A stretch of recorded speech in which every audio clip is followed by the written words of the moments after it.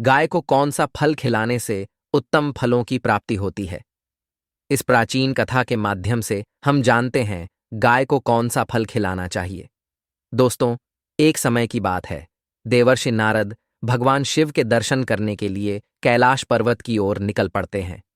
तभी उन्हें रास्ते में अनेक गायें दिखाई पड़ती हैं और गायों के साथ अनेक शेर भी घूम रहे होते हैं। दो विपरीत पशुओं को एक साथ देखकर उन्हें बड़ा विस्मय हुआ। तभी उन्हें एक मनुष्य दिखाई पड़ता है जो गायों के साथ खड़ा है और उन्हें भोजन करा रहा है। देवर्षि नारद उस मनुष्य के पास जाते हैं और पूछने लगते हैं, हे विप्रवर, ये कौन सा प्रदेश है? ये स्थान बड़ा ही विचित्र दिखाई पड़ रहा है। गाय और शेर एक साथ घूम रहे हैं, दोनों को एक दूसरे का भय नहीं है। तब वह मनुष्य कहता है, हे मुनिवर, ये कैलाश पर्वत है। यहाँ पर भगवान शिव की बड़ी माया फैली हुई है, इसी कारण से यहाँ पर कोई हिंसा नहीं करता है। शिव की माया से ही इस दुर्गम प्रदेश में सभी पशुओं को उत्तम भोजन की प्राप्ति हो रही है। ये बात सुनकर देवर्षि नारद भगवान शिव से मिलने के लिए उनके स्थान पर जाते हैं। देवर्षि को देखकर भगवान शिव कहते हैं, आइए देवर्षि, कैलाश में आपका स्वागत है। आज किस प्रयोजन से कैलाश पर आपका आगमन हुआ है?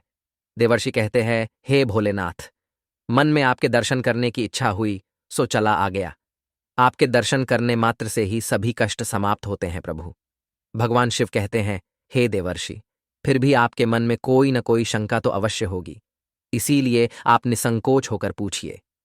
देवर्षि कहते हैं, हे भोलेनाथ, आप तो सब कुछ जानते हैं, फिर भी पूछ रहे हैं।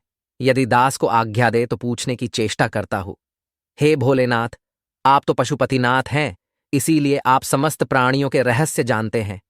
आज मैं आपके पास गौ माता के महात्म्य को सुनने के लिए आया हूं। गौ माता को सबसे अधिक प्रिय चीज कौन सी है तथा उन्हें कौन सी वस्तु खिलाने से मनुष्य के दुख दूर होते हैं? भगवान शिव कहने लगते हैं, हे देवर्षि, आपने समस्त मानव जाति के कल्याण हेतु उत्तम प्रश्न किया है। इस प्रश्न का उत्तर देने से पूर्व मैं आपको इससे जुड़ा एक प्राचीन इतिहास कहता हूं। इस प्राचीन कथा के माध्यम से आपकी सभी शंकाओं का समाधान हो जाएगा, इसीलिए आप इस कथा को ध्यान से पूरा सुनिए। जो भी इस कथा का श्रवण करता है उसके समस्त पापों का नाश होता है, उसे दुर्गम से दुर्गम स्थान में उत्तम फल की प्राप्ति होती है।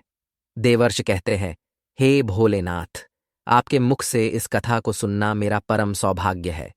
कृपया आप इस कथा को अवश्य कहिए। मैं इसे ध्यानपूर्वक सुनूंगा और इसका प्रचार करूंगा। फिर भगवान शिव नारद जी को कथा सुनाने लगते हैं। हे देवर्षि, पूर्वकाल की बात है, पृथ्वीलोक पर दाशेरक नाम का जो देश है, उसके पश्चिम भाग में एक अत्यंत दुर्गम मरुस्थल है। उस मरु प्रदेश में कोई भी मनुष्य प्राणी जीवित नहीं रह सकता। वह प्रदेश प्राणियों के लिए भय उत्पन्न करने वाला तथा अत्यंत दुष्कर है। वहां पर कोई भी मनुष्य प्राणी निवास नहीं कर सकता। उस स्थान पर केवल प्रेतों का ही वास रहता है। वहां की भूमि तपी हुई गर्म बालू से भरी रहती है। उस स्थान पर बड़े बड़े सर्प निवास करते हैं जो अत्यंत दुष्ट और भयंकर है। उस मरु प्रदेश में सूखे हुए और थोड़ी छाया वाले वृक्ष ही उगते हैं। शमी, खैर, पलाश, करील, पीलू आदि प्रकार के वृक्ष ही उस स्थान पर रहते हैं। कांटों से भरे हुए ये वृक्ष अत्यंत भयंकर दिखाई पड़ते हैं। उन पर कोई फल नहीं उगते हैं, इसी कारण से कोई प्राणी वहां पर जीवित नहीं रह पाते। उस स्थान पर केवल पाप करने वाले प्रेत और पिशाच ही निवास करते हैं। यमराज के द्वारा कष्ट भोगने के लिए उस स्थान पर उन्हें छोड़ा जाता है। भूख और प्यास से व्याकुल होकर वे प्रेत उस निर्जन स्थान पर भटकते रहते हैं। उस मरुस्थल में बहुत थोड़ी वर्षा होती है, आकाश में बादल भी कम ही दिखाई पड़ते हैं। पीने के लिए कहीं पर भी जलाशय नहीं होता है। भूमि पर जो जल गिरता है वह भी तुरंत ही अदृश्य हो जाता है। फिर एक दिन एक बनिया अपने साथियों के साथ उस निर्जन स्थान की ओर चलने लगता है। फिर दुर्भाग्यवश होकर वह अपने साथियों से बिछड़कर उस निर्जन स्थान में पहुंच जाता है। उस मरुस्थल में वह इधर उधर भटकने लगता है और अपने साथियों को खोजने लगता है।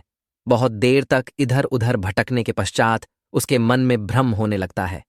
अधिक समय तक चलने के कारण वह भूख और प्यास से पीड़ित हो जाता है। उसे अपनी प्यास बुझाने के लिए कहीं पर भी जल दिखाई नहीं पड़ता है।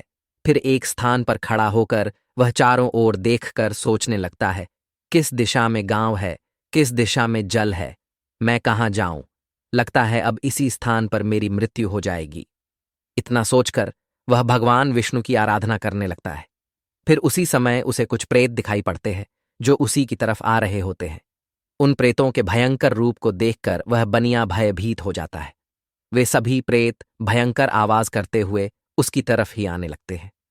उस स्थान पर छिपने के लिए कोई भी स्थान नहीं होता है और उसके शरीर में बल न होने के कारण वह भाग भी नहीं पाता है। इसीलिए चुपचाप उसी स्थान पर खड़ा होकर भगवान से प्रार्थना करने लगता है।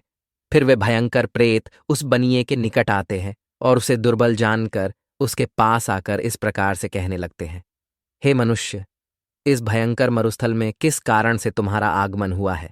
लगता है तुम अपने साथियों से बिछड़कर इस वन में भटक रहे हो। तुम्हारे मुख को देखकर लगता है तुम भूख और प्यास से पीड़ित हो। उन प्रेतों के ऐसे वचन सुनकर उस बनिए को बड़ा आश्चर्य हुआ। वह सोचने लगा, बड़ी ही विचित्र बात है, ये भयंकर प्रेत मुझे खाने के बजाय मेरा हाल चाल पूछ रहे हैं। वह बनिया उन प्रेतों से कहने लगता है, हे प्रेतों, दुर्भाग्य से मैं अपने साथियों से बिछड़कर इस स्थान पर आ गया हूं। कृपया तुम मेरा भक्षण न करो। मैं भगवान विष्णु का भक्त हूं। इस समय मैं भूख और प्यास से व्याकुल हो रहा हूं। तब उस प्रेत ने कहा, हे मनुष्य, तुम चिंता मत करो, हम तुम्हारा भक्षण नहीं करेंगे। भगवान की कृपा से हमें इस मरुस्थल में भी उत्तम भोजन की प्राप्ति होती है। इस प्रकार से कहकर उस प्रेत ने अचानक से एक टोकरी प्रकट की जिसमें नाना प्रकार के व्यंजन और जल रखा हुआ था। वह प्रेत उस बनिए से कहने लगता है, हे मनुष्य, लो, इस टोकरी से अन्न लेकर तुम ग्रहण करो। उस टोकरी में रखे हुए व्यंजनों को देखकर वह बनिया बहुत प्रसन्न हुआ और उसने तुरंत ही उस टोकरी में से अन्न लिया और उसे जल्दी जल्दी खा लिया। उस अन्न को खाकर बनिए की भूख शांत हुई और वह संताप से रहित हो गया और उस प्रेत को प्रणाम करते हुए कहने लगा, हे प्रेतों, तुम्हारा धन्यवाद है। आज तुमने मेरी भूख और प्यास मिटाई है। फिर उस प्रेत ने अन्य प्रेतों को भी भोजन करने के लिए कहा। सभी प्रेतों ने उस टोकरी में बचा हुआ भोजन भी खा लिया। फिर वह भोजन की टोकरी अचानक से अदृश्य हो गई। इस विचित्र घटना को देखकर उस बनिए को बड़ा आश्चर्य हुआ। तब उस बनिए ने उस प्रेत राज से कहा, हे भाई, इस वन में मुझे यह बड़े आश्चर्य की बात प्रतीत हो रही है। इस वन में न फल के पेड़ है, न नदी है और न सरोवर है, फिर भी तुम्हें इतना सुंदर और स्वादिष्ट भोजन कहाँ से प्राप्त होता है? तुम कौन हो और इस वन में किस कारण से तुम लोग भटक रहे हो? कृपया मुझे विस्तार से तुम्हारा सारा वृतांत सुनाओ। फिर वह प्रेत कहने लगा, हे मनुष्य, मैं तुम्हें मेरे पूर्व जन्म के बारे में बताता हूं, इसीलिए तुम इसे ध्यानपूर्वक सुनो। पूर्व जन्म में मैं मध्य देश में रहता था। मैं बहुत ही धनवान सेठ था। मेरे पास किसी चीज की कोई कमी नहीं थी। मैंने व्यापार करके बहुत सारा धन इकट्ठा किया था, किंतु उस नगर में मेरे जितना दुरात्मा दूसरा कोई नहीं था। मैंने दूसरों को लूटकर सूत लेकर धन अर्जित किया था। मैंने अनेक लोगों के साथ छल किया था। मैंने कभी भगवान की पूजा नहीं की, कभी दूसरों को दान नहीं दिया। उसी समय में मेरे एक गुणवान ब्राह्मण मित्र थे जो सदैव मेरे हित की बात किया करते थे। उन्होंने मुझे कई प्रकार का महत्वपूर्ण ज्ञान दिया था। धन की रक्षा के लिए उन्होंने अनेक उपाय भी बताए। फिर एक दिन मैं उनके साथ तापी नदी के तट पर गया। उस स्थान पर मैंने उनके साथ उस नदी में स्नान किया। वहां पर एक प्राचीन आश्रम था जहां पर अनेक गाय बंधी हुई थीं। अपने मित्र की बात मानकर मैंने उन गायों को एक टोकरी भर केले के फल खिलाए और फिर लौटकर अपने घर चला आ गया। कुछ समय के पश्चात दैवयोग से मेरी मृत्यु हो गई। मृत्यु के बाद मुझे यम के 2 दूत लेने के लिए आ गए और वे मुझे पकड़कर यमराज के पास लेकर गए। यमराज ने चित्रगुप्त से मेरा लेखा जोखा देखने के लिए कहा। फिर चित्रगुप्त ने मेरा लेखा जोखा निकाला और कहने लगे, हे धर्मराज, यह दुरात्मा तो नास्तिक है। इसने कभी ईश्वर की पूजा नहीं की, इसने कभी दान धर्म नहीं किया, किंतु इसने केवल एक ही पुण्य का कार्य किया है। इसके गायों को केले के फल खिलाए हैं। बस इतना ही इसका पुण्य है। चित्रगुप्त की बात सुनकर यमराज ने अपने दूतों को आदेश देकर मुझे प्रेत बनाकर इस दुर्गम प्रदेश में डालने के लिए कहा। नास्तिक और दुरात्मा लोगों को प्रेत बनाकर इस दुर्गम प्रदेश में डाल दिया जाता है, किंतु मेरे द्वारा केवल एक ही पुण्य का काम हुआ था। मैंने गाय को टोकरी भरकर केले का फल खिलाया था। इसी पुण्य के कारण से मुझे इस भयंकर दुर्गम स्थान में भी एक टोकरी भरकर स्वादिष्ट भोजन प्राप्त होता है। प्रेतों को ऐसा भोजन नहीं मिलता है। प्रेतों का भोजन अत्यंत घृणित और दुर्गंधी युक्त होता है। किंतु मेरे पुण्य के कारण यहाँ पर निवास करने वाले प्रेतों को भी उत्तम भोजन की प्राप्ति होती है। इसी कारण से इन्होंने मुझे अपना प्रधान बना दिया। यहाँ पर निवास करने वाले सभी प्रेत दुरात्मा हैं। इन्होंने अनेक पाप किए हैं। देवालयों से धन की चोरी की है, पराई स्त्रियों से संबंध बनाए हैं तथा स्वामी के साथ द्रोह किया है। इसी पाप के कारण ये सभी प्रेत बने हैं। भगवान विष्णु परमात्मा हैं और आप भगवान विष्णु के परम भक्त दिखाई पड़ते हैं। इसीलिए आपके इस स्थान पर आने से मेरी मुक्ति हो जाएगी और मुझे उत्तम गति प्राप्त होगी। परंतु मेरे बगैर ये सभी प्रेत इस मरुस्थल में कष्ट भोगेंगे। इसीलिए आप मुझ पर कृपा करके मेरे इन सभी प्रेत मित्रों की मुक्ति के लिए उपाय कीजिए। हे मनुष्य, मैंने हिमालय पर्वत की एक गुफा में खजाना छिपाया है।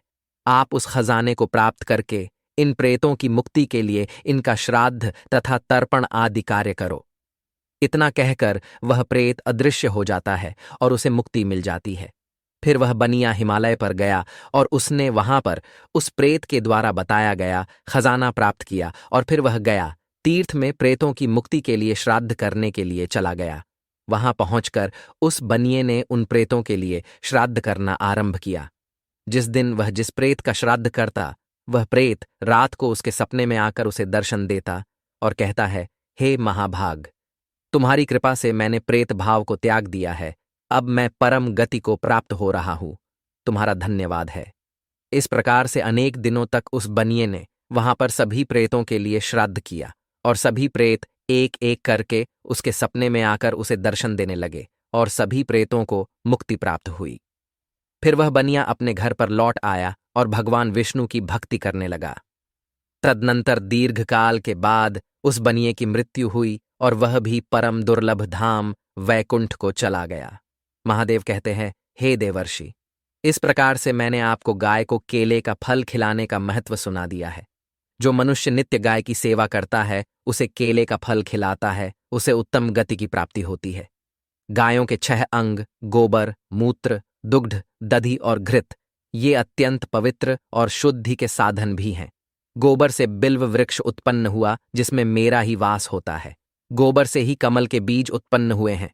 गोमूत्र से गुग्गुल की उत्पत्ति हुई है, जो देखने में प्रिय और सुगंधि युक्त है, जो सभी देवों का आहार है। संसार में मूलभूत गोदुग्ध से उत्पन्न है। सभी मांगलिक पदार्थ दही से उत्पन्न है। घी से अमृत उत्पन्न होता है, जो देवों की तृप्ति का साधन है। गाय से ही यज्ञ प्रवृत्त होता है। गौ माता के शरीर में 33 कोटि देवी देवताओं का निवास होता है।